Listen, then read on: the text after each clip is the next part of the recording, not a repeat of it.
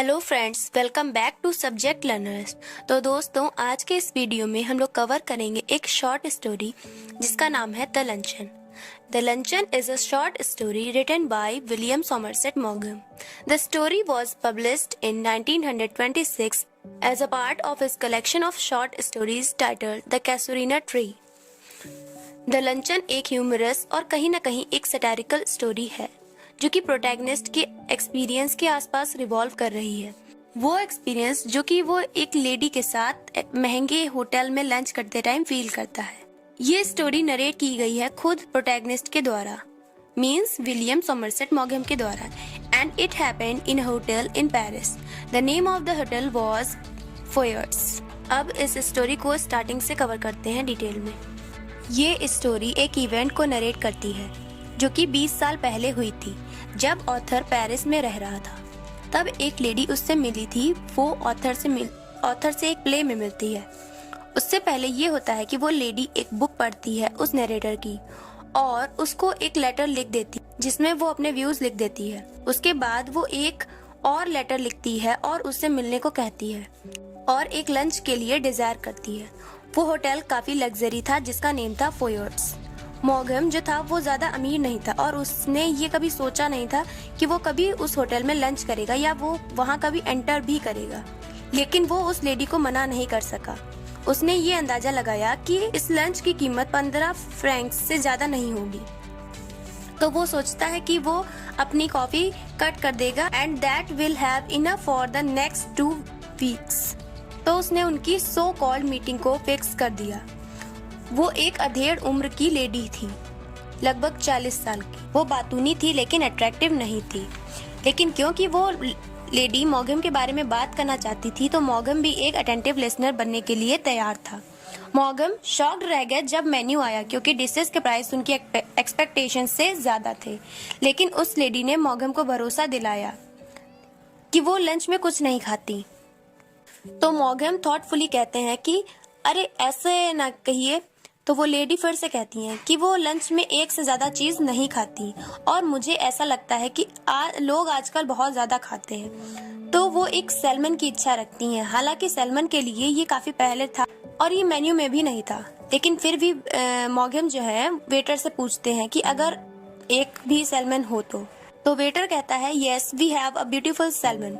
तो मॉगम ने ऑर्डर कर दिया लेडी गेस्ट के लिए। तब वेटर उस लेडी से पूछता है कि अगर आप कुछ लेंगी जब तक सैल्मन बनेगा तब तक अगर आप कुछ लें तो वो लेडी फिर से कहती है कि वो एक से ज्यादा चीज नहीं खाती लंच में, लेकिन अगर कैवियार हो तो वो माइंड नहीं करेगी। ऑथर अपने लिए सबसे चीप चीज, वहाँ की जो सबसे सस्ती चीज थी वो मंगाते हैं, मटन चॉप मंगाते हैं अपने लिए। इस पे वो लेडी कहती हैं कि आप इतनी हैवी चीजें कैसे खा सकते हैं लंच में, मैं तो कभी भी मेरा स्टमक इतना ओवरलोड नहीं करती। इसके बाद वो बहुत सारी महंगी महंगी डिशेस ऑर्डर करती हैं। कैवियार के बाद वो शैंपेन, एस्पेरेगस, कॉफी, आइसक्रीम और लास्ट में पीच भी खाती हैं। वो अपनी मील एंजॉय करती हैं और आर्ट, लिटरेचर, म्यूजिक, इन सब के बारे में बात करती हैं। लेकिन जो मॉगम थे वो बिल को लेकर चिंता कर रहे थे। जब वेटर बिल लेकर आता है तब लेडी ने उसे एक तरफ कर दिया और एक काफी महंगी डिश एस्पेरेगस ऑर्डर की। मॉगम के दुख को और बढ़ाने के लिए उसने एक आइसक्रीम एंड कॉफी भी मंगाई और ये सब करते वक्त वो लेडी उसको ये भी बोलती जा रही थी कि वो लंच में कुछ नहीं खाती, बस चख लेती है। अब मॉगम तो ये तक सोचने लगे थे कि कैसे वो जेब कटने का नाटक करेगा और बिल कैसे देगा। उसके बाद हेड वेटर टेबल तक जाता है और एक बड़ी सी बास्केट के साथ जो कि पीच से भरी हुई थी और वो उसके लिए भी डिमांड कर देती है। इसके बाद बिल आता है। विलियम के पास 3 फ्रैंक्स, सिर्फ 3 फ्रैंक्स ही बचे थे जो कि टिप के लिए थे और उसके आगे पूरा 1 महीना पड़ा था, वो भी बिना पैसों के। जाते जाते वो लेडी ये भी मॉगम से कह के गई कि उनका एग्जाम्पल फॉलो करे और कहते ही एक इंसान को हमेशा इतना खाना चाहिए कि वो थोड़ा और खा सके। वो लेडी ऐसा कहती है। तो मॉगम भी उससे पूछते हैं कि क्या वो अभी भी भूखी है। तब लेडी रिप्लाई करती है, oh no, I am not hungry. मैं लंच नहीं करती, मैं एक कॉफी पीती हूँ सुबह और उसके बाद सीधा डिनर। और इसके बाद कहती है कि उसका एग्जाम्पल फॉलो करे और कभी भी लंच में एक से ज्यादा चीजें ना खाए। तो मॉर्गन बोलता है मैं ऐसा ही करूंगा और डिनर में कुछ नहीं खाऊंगा। इस पर वो लेडी मॉर्गन को ह्यूमरिस्ट बताकर वहां से चली जाती है। लेकिन ऑथर का फाइनल रिवेंज हुआ जब वो उस लेडी को 20 साल के बाद मिला और अब उसका वजन 136 किलोग्राम हो गया था।